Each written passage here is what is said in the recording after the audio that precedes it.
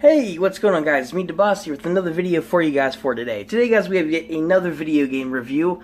As always, we love doing them here on the channel. I've reviewed several games in the past. All of them have absolutely been amazing.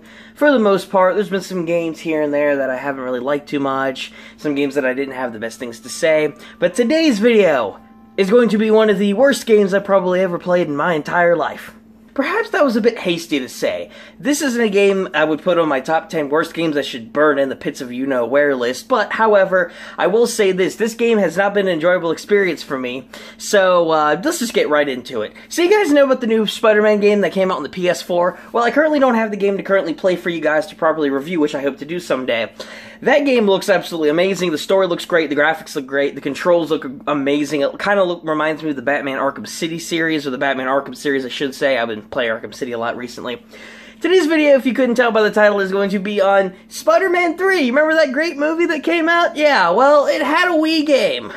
So yeah, today we'll be reviewing Spider-Man 3 on the Wii. You guys remember that amazing console? You guys remember the nunchuck?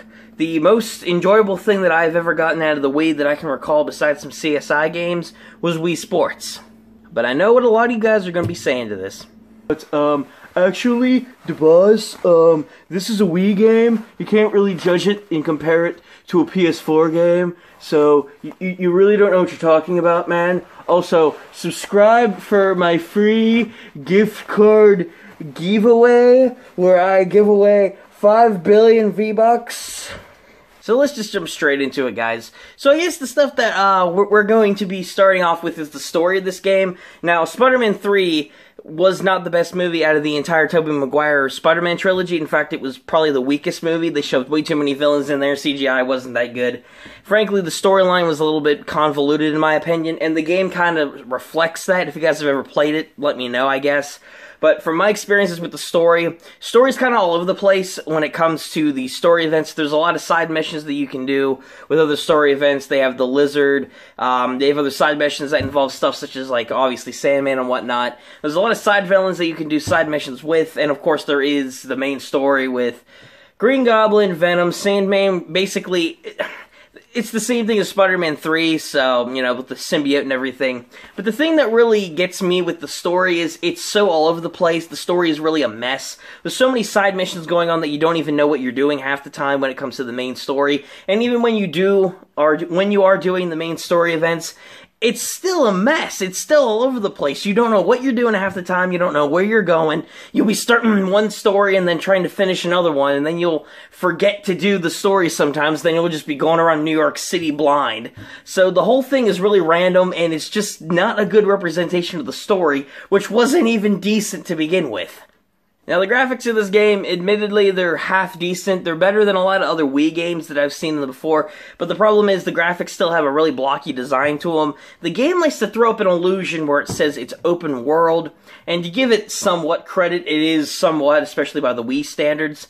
Unfortunately, though, it still doesn't feel like the open world experience that you'd be getting to the PS4, which I know, more advanced console, Spider-Man 4 is a more advanced game, I am aware. However, that still doesn't excuse the Wii version for doing it so poorly compared to other games that came way before it that did the open worldness fine. You guys remember Simpsons Hit and Run? Remember that game on the PS1 with the open worldness of that game? That game's more open world than this game. And that's no excuse for the Wii. So the graphics still, though, don't do it that much justice. They look basic buildings from New York City, basic water features in the parks, basic grass textures and stuff that you can find in said parks.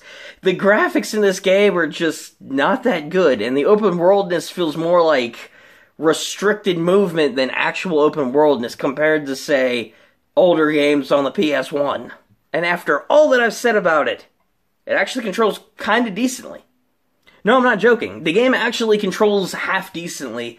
It doesn't perform as well as what I would want it to be. However, the game itself is, you feel kind of like Spider-Man, but you don't really feel like Spider-Man. You kind of feel like Spider-Man if he went to a Thanksgiving dinner, raided it in someone's apartment, ate the entire turkey, and then went and found Theory Boss and then shared it with him.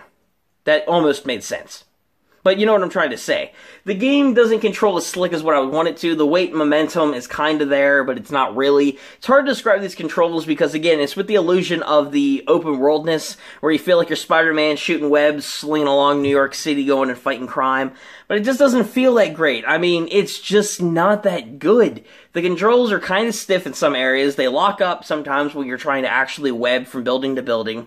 And on top of all that, you have the actual Tobey Maguire voicing Spider-Man in this game from the movie, which he did an amazing job in the first 2 movies, and a decent job in 3 from what he was given. And while that adds some originality, I don't want the Tobey Maguire Spider-Man ruined by this game. Gosh dang it, whatever company made this stupid game. Overall, guys, though, for my general overall rating on this game, I'm going to give this game a 3 out of 10, which I think is kind of deserved. This game isn't that good by any standards. If you guys enjoyed playing it from your experiences on the Wii or whatever, that's perfectly fine. Me, personally, I don't like this game at all. There's very little that I do like about it. The controls are okay. The graphics aren't that good. The story is a mess. And frankly, the whole premise of this movie, based off of the weakest Tobey Maguire movie, I would have preferred to have played Spider-Man 2, but I don't have Spider-Man 2. I'm stuck with this thing that I haven't played, and I think there's a reason why I stopped playing it for such a long time. But yeah, guys, I'm going to give it a 3 out of 10. It's just not that good of a Wii game, and not really that good of a movie tie-in video game either. But other than that, though, guys, this is going to be it for today's video.